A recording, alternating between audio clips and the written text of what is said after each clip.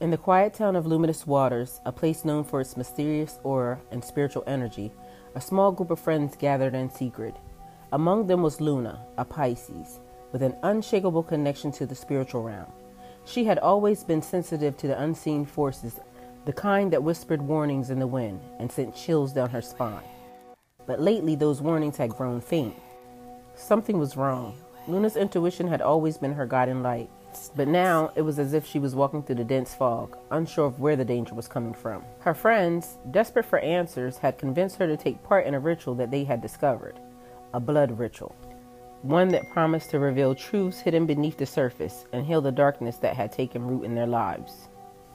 Despite her initial hesitation, Luna agreed. They were all facing personal crises, lost loves, failed ambitions, and illnesses that had no explanation. The ritual, according to the ancient text they found, required the offering of blood, which was meant to bind them to the truth and open their eyes to the divine wisdom that they sought. They gathered under the full moon at the edge of the forest, far from prying eyes. In the center of a clearing stood a stone altar, its surface weathered by time. The night was still, unnervingly so, as if the entire forest was holding its breath and waiting. Luna felt the weight of her decision pressing down on her chest. Her instincts screamed at her to stop, but her friends, Maya, Serena, and Nico, looked at her with such hope, such desperation. They had already pricked their fingers and let the blood drip onto the altar, each drop absorbed into the stone like it was alive, hungry. She took a deep breath, her heart racing as she did the same, watching as her blood mixed with theirs. They began chanting the words written in the book, ancient and foreign, and the air grew thick, charged with an unfamiliar energy. The forest around them seemed to darken, shadows stretching and curling towards them. At first, nothing happened. Then, a sharp gust of wind cut through the clearing, and the ground trembled beneath their feet. The stone altar glowed a deep, unsettling red, and the temperature dropped. Luna's breath came out in visible puffs. Her body shivered, despite the summer night. She felt something claw at her mind, a darkness seeping into her thoughts.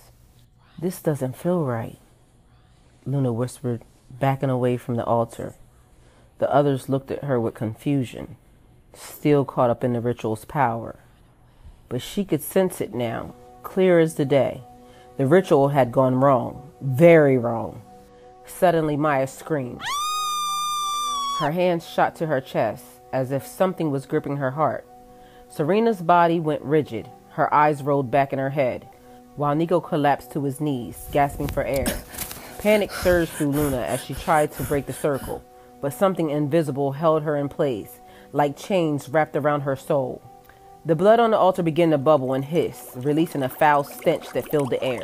Luna's heart pounded as she realized they had awakened something ancient and something malevolent.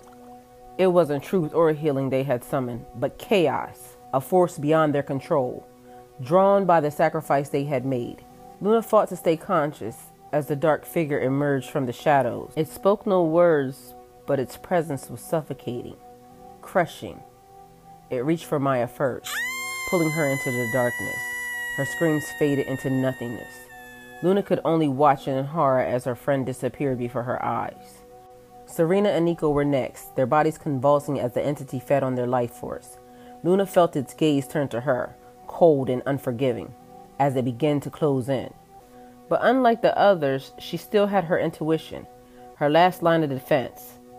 With the last of her strength, Luna called out to the divine forces she had always trusted, begging for her protection. Her voice cracked as she invoked the name of every guardian she knew, calling on the ancient spirits to undo the chaos that they had unleashed. For a moment, there was silence.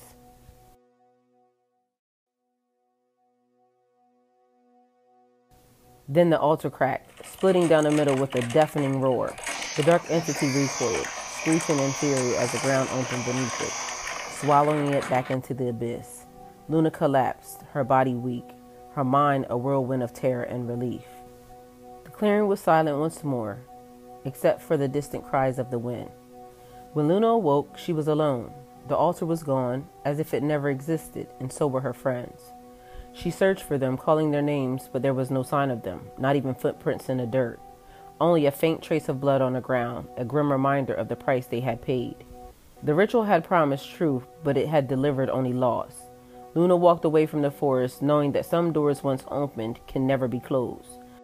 The blood ritual had gone wrong, not just because of the ancient forces they had awakened, but because they sought answers from places better left untouched. Now, Luna was left with the knowledge that not all magic is meant to heal, and some forces should never be summoned, no matter how desperate the need. The story could emphasize the importance of boundaries in the spiritual realm, the dangers of manipulation and the pressure from others, and the consequences of ignoring one's intuition. If you like this story, please like, comment, share, and subscribe. Check out Broad-Minded on Spotify. Please remember to follow. Thank you, and go with God.